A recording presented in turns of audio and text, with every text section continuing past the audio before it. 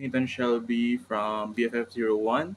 This is my activity or mod 9 for Dropbox. So, the situation is, si Melissa ay citizen ng isang bansa na mayroong batas na legal na i-euthanize ang matatanda o mga may sakit kahit anong edad na terminal na ang karamdaman.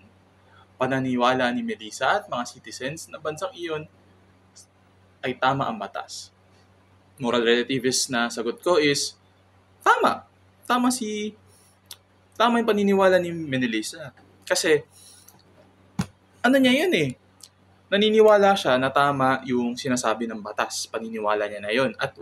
Pero wala din tayong context na kung ano yung religion niya, kung papayag ba siya sa i-euthanize ang mga matatanda within sa religion niya. Pero based on the context na sinasabi na naniniwala at ang mga citizens sa bansang iyon na tama ang batas, tama siya bilang moral relativist answer. Tapos virtue ethics naman. Ang sagot ko sa virtue ethics is ito. Dahil nga natural na mamatay ang mga tao due to sickness, due to terminal na ganyan nga, dahil na sa edad, is syempre, pag di natin mapipigilan is magkakasakit talaga at kailangan na i-euthanize is tama din sa virtue ethics. Ayun na ang sagot ko at maraming salamat.